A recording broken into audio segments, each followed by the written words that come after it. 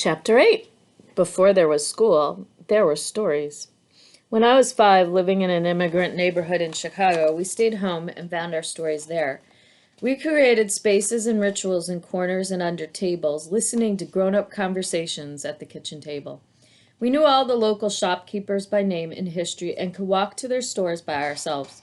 We recognized the sound of peddlers calling out their wares in the alley behind our building and ran to greet them. The grocer invited us to pet the cat and the fruit and vegetable man. The ice man, the knife sharpener, gave us sugar cubes to feed their horses. My friend Shirley called down to me from her third-floor back porch when she heard them coming. "Pirate ship, ahoy!" Like Elsie, the school counselor, I remember the fantasy play that held my days together. Shirley was the nurse, mother, or princess, and sometimes a spy. But I was Lady Annabella.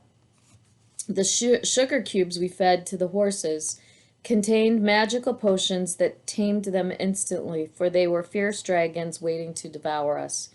We were 5, and not yet in school. There were no television sets, VCRs, or computers to distract us and keep us and our families unapproachable for long periods. The radio provided a distant presence that did not demand our passive attention. And even the story lady who came on at 5 every weekday evening could not take me away from play. By 4:30, my dolls were arranged around the living room radio, and I conducted my own classroom with Lady Annabella as teacher.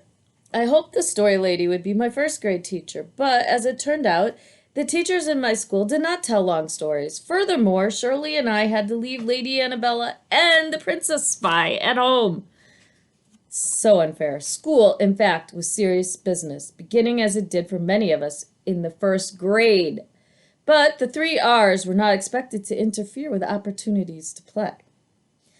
There were morning and afternoon recess periods, and we all walked home for lunch. If we ate quickly, we had time to play again. After school, we played until we were called in for supper. Even those of us who attended religious school several afternoons a week came home in time for play. "Ma, I'm playing something. I'll be right in," could be heard from the courtyards of our buildings. The odd thing was no one thought we played too much. It was what children were supposed to do, and when we didn't play, our mothers would feel our foreheads to see whether we were sick. There were stories we made up that engaged most of the younger children on our street and lasted over several days. Even those who took time to roller skate, play stickball or pinners, or run errands made an appearance in the play. "What part are you on?" they would ask. Older children told to watch younger siblings slipped into the role of judge or army captain. Boys and girls alike were frequently in hiding behind a bush, ready to jump on a horse and go after someone, guns blazing. When Shirley and I became tired of the chase, our doll buggies waited for us in the passageway next to the building. By the mid-30s, it was becoming commonplace to send 5-year-olds to kindergarten. Miss Estelle, a kindly lady who played the piano and sang an octave higher than anyone else, asked my mother to keep me home until January, when I could enter first grade. The excuse was that I didn't seem to like circle games and was shy with the other children. However, since Shirley's mother was told the same thing, our parents assumed that the school wanted to equalize class size, there being 2 entrance times in those days. Lady Annabella and the Princess Spy were definitely not shy and were happy enough to remain at home. The school was apparently unconcerned about our readiness for first grade if we did little else but stay at home and play. Shirley immediately renamed herself Princess Alexandra, and I decided to change from Lady to Princess Annabella so we could be sisters. Nothing less would do for the gift of play we had unexpectedly been given. Pretend we're sisters, and we live in a palace with a dark forest all around, was the way we began our daily play sessions. Pretend we're sisters must be a universal longing of little girls and is still a favorite opening line in doll corner dramas that I observe today. Shirley had 3 sisters and I had none, but sisterhood had to be acted out. Decades later, Princess Annabella and Princess Alexandra carried on the tradition in the stories I told to my kindergarteners. Pretend we're sisters and pretend we're picking blueberries in the woods. My characters often began akin to saying, "Once upon a time." As pretend sisters and royal persons, Shirley and I brought to life an assortment of characters who turned our 5 private fantasies into social play. Edgar, a boy in our building who went to morning kindergarten, joined us in the afternoon after his nap. He was usually a scorpion going about stinging people, ouch, which Mrs. Stell would not let him do in school. We allowed him to sting us in exchange for being a prince when needed. Edgar's family spoke only Polish at home. Shirley spoke Italian, and my grandparents spoke to us in Yiddish. But in play, we shared a language in common. On the intimate landscape of make-believe, we invented community and discovered one another's true identities. That sounds like anti-bias education. There were dozens of roles Shirley, Edgar, and I could explore at any given time. Pretend I'm the teacher, and I put you in the corner because you didn't do your homework.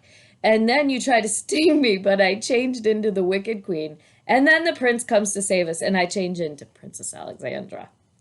Years later, in the kindergarten playground, the children seemed similarly preoccupied by the strange ogre called homework. I agree, homework is an ogre which I must assign often. Do your homework this minute! Stop jumping around or I'll cook you in a pot and call the principal. I wouldn't do that to anybody, I swear. The children seemed to fly across the climbing bars, shrieking back at the pretend teacher, "We'll put a web on you and lock you in the dungeon." Guess what, I told the children. I played like that when I was your age. I was a boy in my building liked to be a scorpion and also the Iceman. He put the pretend teacher into a block of ice, and sometimes she'd turn into a dragon, so one of us had to be a witch to put a spell on her. The children stared at me disbelieving. Who's the Iceman?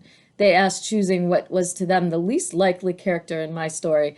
Well, the real Iceman came in a wagon pulled by a horse. His wagon was filled with big blocks of ice that he carried up the back stairs into every kitchen. Up and down he'd walk until we all had ice in our ice boxes. That was before we had refrigerators and we kept our food in an ice box. Were you Eskimos? No, I was the same person then that I am now. My story still seemed to lack context for the children. Well, did you have dragons? Did you have Spider-Man? He could spin a web over the Iceman. Let's see, we did not have real dragons, only pretend like yours. I don't think we had Spider-Man yet, but we had the Lone Ranger and his faithful friend Tonto. They would have been on Spider-Man's teams because they were good guys. They rescued people. The children were satisfied and resumed their play, adding my Iceman briefly to the plot. Clearly, it has not been the fantasy play that has changed over the years. However, our attitude toward the children spinning their webs during school hours is quite explicit. Stop your endless make-believe, we say. It's time to become real school children. Indeed, the children are pretending to be real school children, but they see a monster chasing them, and so they must run into the forest and hide until their mother finds them and takes them home to play. Fantasy play and its immediate connection to storytelling and acting are universally accepted by children. However, Howard, not however, age 6 in a Taiwan kindergarten, is introduced to storytelling and acting during my recent visit there.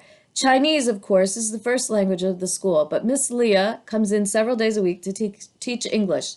She has noticed that in play, Howard sometimes calls himself Bad Howard. When my demonstration is over and I invite the children to dictate their own stories, his hand flies up. His whispered story to Miss Leah does not surprise her. A bad Howard eats Miss Leah. She is pleased, in fact, for Howard has performed 2 feats of translation from play to story and from Chinese to English. A number of the other children, ages 3 to 6, tell their stories to Miss Leah, mainly in Chinese, which she translates for me into English. Then Howard rushes onto the pretend stage I have marked off with masking tape. He insists he must finish his story and proceeds to do so instantly. Full-blown poetry, it seems to me. Dark Miss Leah in a dark tree. Dark tree says, "Go away, Miss Leah." Dark Miss Leah goes away. Bad Howard says, "Bye-bye to Miss Leah." After the demonstration, Miss Leah and a group of teachers and parents gather to discuss what they have watched. I don't understand Howard's story, a parent says. Is he showing hostility towards you? Miss Leah smiles. I don't take it that way, she replies. We've been reading an old fairy tale in which someone is lost in a dark forest. The idea of a dark trees may have frightened Howard. Maybe he even imagined his teachers as dark beings and the classroom as a forest in which he might be lost, especially if he thinks he's been bad. So he puts these feelings, into a story that seems like play. Now he can laugh at his fears. Don't you think his bye-bye to Miss Leah is sort of a joke? The parents seem surprised by Miss Leah's interpretation. But this is a very grown-up thing to do. Can someone this young understand how to do this? It seems like play. I know, but there is much more to think about. Miss Leah, who is herself a storyteller, tells the parents that she too has just realized how closely connected play and storytelling are. When I saw the children acting out their stories, I understood their play in a new way. We can't separate this play from the stories they learn to tell. And I think I must not separate both activities from my English lessons.